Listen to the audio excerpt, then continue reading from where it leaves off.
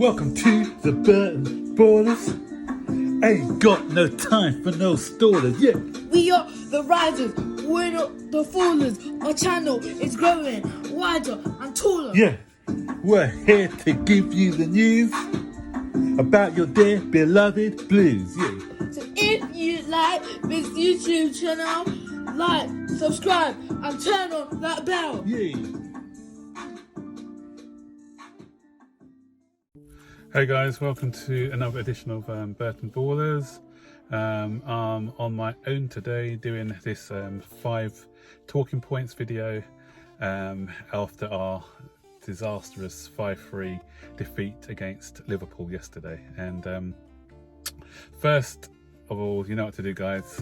Like this video, turn on all post notifications, hit that bell button so that you'll be notified every time we make a new video. So on to the first talking point. The first talking point I want to mention is about our goalkeeper Kepa. He's the main talking point today, and he's been poor all season, and yesterday just highlighted our need to get a new goalkeeper because frankly Kepa is not good enough for us. I'm going to reel out some stats for you just to show how bad he is. So if we're comparing him with the goalkeepers we had before, Petr Cech, as you can see that he was on his mobile phone just after he let in the first or second goal, probably looking at options for new goalkeepers next season because he knows that Kepa needs to be replaced. So Petr Cech, he's was a mainstay goalkeeper for us for years, and he had a shot to save ratio of 81%. He was replaced by Thibaut Courtois, and he fared a little worse than Petr Cech. He had a shot to save ratio of 71%. So if you compare that to Kepa, his shot to save ratio is really down on those two. It's appalling, 57%. That's the worst in the Premier League, and also out of all the major leagues, he's bottom in the major leagues. I think Thibaut Courtois is at the top on 87, I think it is, percent. Was it 87 or 78%? It may be, maybe 78. But yeah, in all the major leagues, Arrizabalaga is at the bottom. And this is a goalkeeper that we paid £71 million for, the record signing for a goalkeeper. Not good enough, I'm afraid. Panicked by, or at the time, and he's proven to be a disaster. If we compare him with some of the goalkeepers in the Premier League, because he's had some difficult shots. Even yesterday in my match review, I did say that there's some of the shots that he's, you know, the shots he's had are being difficult ones, you know, hard shots like the Zaha one, the one yesterday with Naby Keita. But good goalkeepers save that. No matter how difficult they are, good goalkeepers save that. So let me show you the difficult chances where goalkeepers are maybe not meant to really save it, but they do anyway. So Dubravka comes out on top. I remember him against us actually. When he's a Newcastle goalkeeper, when they beat us 1-0, he was outstanding that day, and he made some very good saves. So the shots that he's not meant to really save, he comes in at 71% shot to save ratio. Then we've got McCarthy, the Southampton goalkeeper. He comes in at 69%. Ryan from Brighton, he also comes in at 69%. And obviously you've got Kepa down on 57%. So you can see the difference in percentages, and these are goalkeepers who play for teams who are in the bottom half of the league, and these goalkeepers have got a market value of half of what Kepa's got. So as you can see, yeah, not good at all, not good. So if we're going to be challenging for major trophies, then Kepa's got to go. You know, we got to just put our hands up and say, you know what, we made a mistake here, so it's time to cash in and just let him go. So that leads me on to my second point now, and that's all about abuse. I've just critiqued Kepa there, and I've critiqued him by looking at his statistics and looking at the fact that he's not good. That's positive critique. I've not once abused him and given him any sort of personal abuse or anything. Yeah.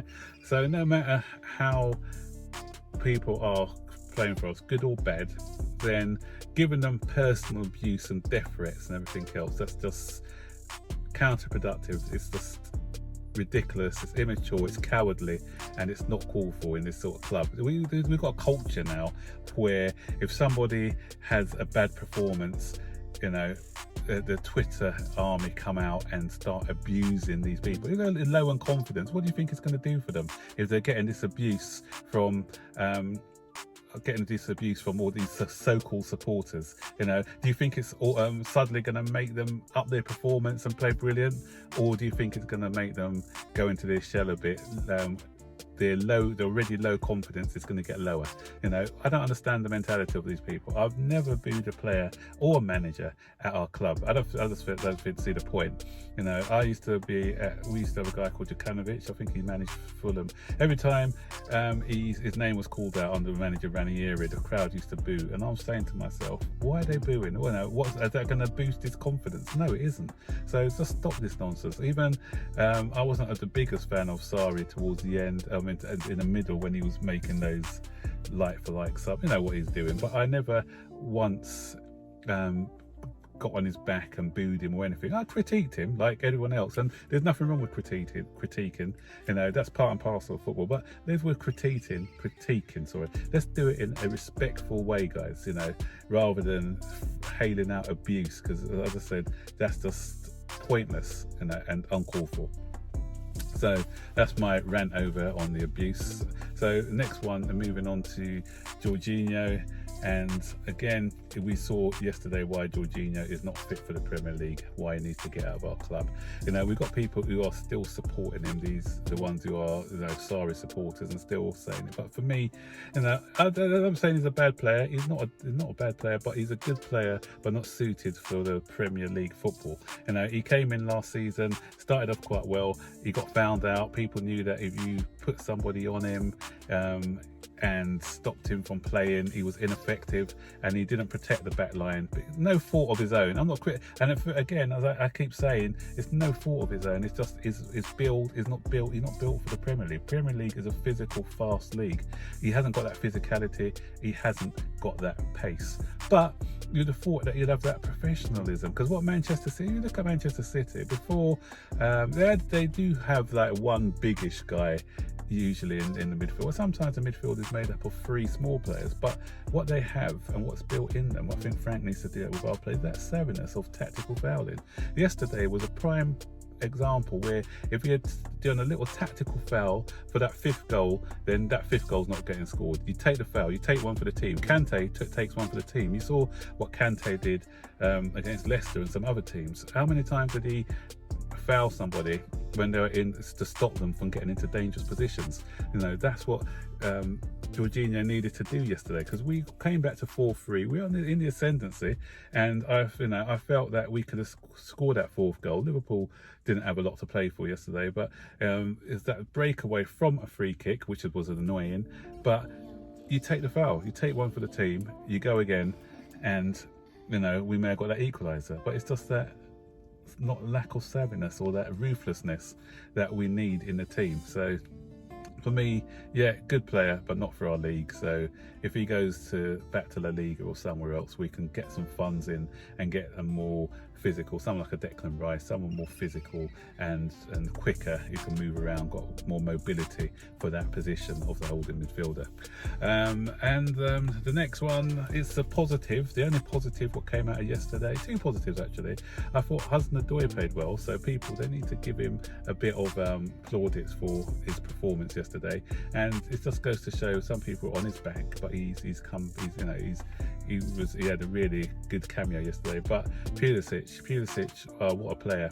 I don't know whether he was injured yesterday. Some players said he was carrying a knock. Frank said he was carrying a knock.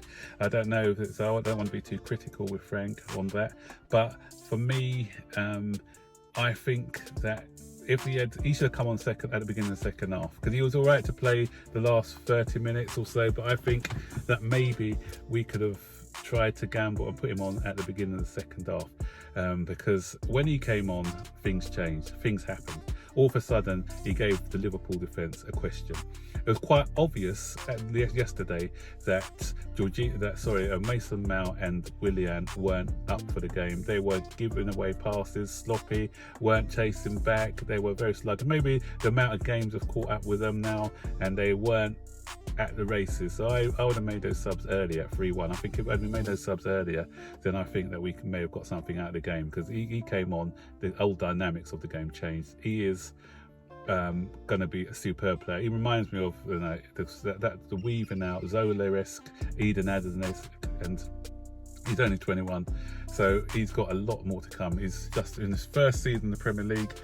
He's given me confidence for the future that we've got a real star in the making. And when he has better players around him, the likes of Havertz, hopefully it comes, and we're going to have Ziyech, we're going to have Werner and other players, hopefully, then you'll see him shine even better. So I'm looking forward to his second season next season. Hopefully it's not injury. I hope it's an injury-free season.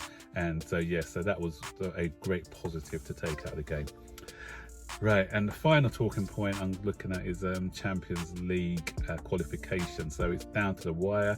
Chelsea being Chelsea have left it late, down to the wire. So it's a 3-horse race, Chelsea, Manchester United and Leicester. So what we need is, the possible outcomes are a Leicester win would mean that we need a draw, or a win against Wolverhampton Wanderers.